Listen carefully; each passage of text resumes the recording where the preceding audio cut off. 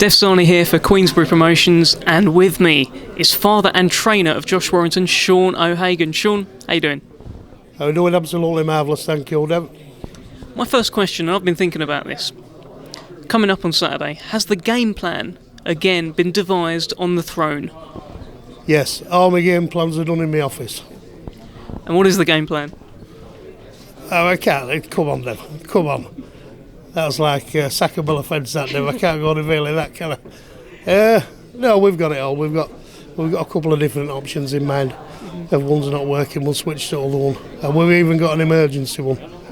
So we're well covered. We've covered everything. After last performance, last fight, we needed to make sure that we covered every angle. We didn't want another night like that. So. Well, that's what I was going to ask you. So obviously the Galahad, I don't think anyone enjoyed the Galahad fight. No, nobody there really did. So is there an additional pressure to put on a show against Takoucht? I don't think it's pressure. I think we're aware that we have to do something different. I think one thing we've done is we've learnt from that. We've learnt quite a lot from that. I mean, what we need to remind people is that for all it wasn't the best spectacle that we've ever seen in boxing, we still came away with a win. And that's important. You know, you can have a bad day at office, you can come away with absolutely nothing, you can start climbing that ladder again. We were fortunate. It would I can't say it was a good fight, but it was a good learning fight. So we have learnt from that. So Sofiane Takoucht has never been stopped. Josh Warrington hasn't stopped that many. It's a tough fight, isn't it? It is. Having said that, if you look at the stats properly, all our stoppages have come after our last 15. So our record's not so bad as people like to make out. And stoppages have come against good, high-level opposition. Takoucht, 35 fights, he's got a bit more experience. 3 losses, 2 of them dubious, 1 of them points. He's on a 6-year unbeaten run. He's coming to fight. He's took this fight where 3 other world champions turned it down. So it could be a good fight, yeah. How have you managed to keep Josh motivated? Obviously, motivation shouldn't be an issue for a world champion. However, obviously, he had his sights set on a big unification. He's fighting Sofiane Takoucht. How do you keep those levels up in camp? It's that threat of him having to go back to work on Monday morning keeps him motivated. Yeah, I think it does it itself now. You know, we've got to keep momentum going. We need to be chasing these big fights. I think the big fights are the carrot that's being dangled, and that keeps him motivated, keeps us all switched on. How are you finding kind of adjusting a little bit as well? Because obviously you're chasing some fights, but people are chasing you now. For so long in Josh's career, it was a case of, right, we're going to get this guy, we're going to get Selby.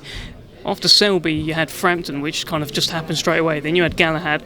Now people like Shakur Stevenson are talking about Josh Warrington. People like Gary Russell are talking about Josh Warrington. Mick Conlon are talking about him. How does it feel? Gary Russell talking about it, but really, for all he's talking about is he didn't really want to fight. I mean, they made us a real derogatory offer that it was just ridiculous. That was his way of saying no thank you. Shakur Stevenson, 12 fights. Mick Conlon, 11 fights. Listen, shouldn't they be fighting each other to earn right to fighters? Shouldn't they be fighting Galahad to earn right to fighters, like we had to fight his way through, climbing ladder one rung at a time? There's that, you know, you can't go fighting overseas imports to make you look good in front of your own fans and then start demanding £500,000 to fight Josh Warrington. You know, let them earn the right. Why don't they fight each other? They'd be good fights then. They really would. Even FRAMPTON with Conlan. Now, how much interest would that generate?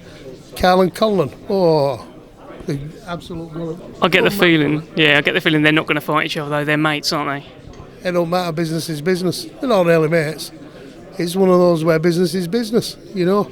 So, I mean, they should be fighting each other. It's boxing, you know. It's not. It's like a minute boxing seems to be like it's like a dating agency, innit? You know, let them fight each other, let them climb ladder like we've had to do.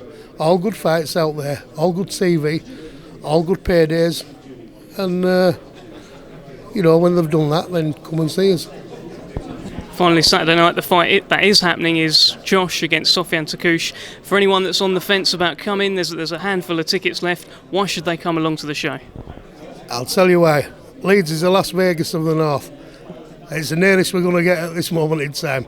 Get yourself up, have a cracking weekend, world-class boxing here in Leeds.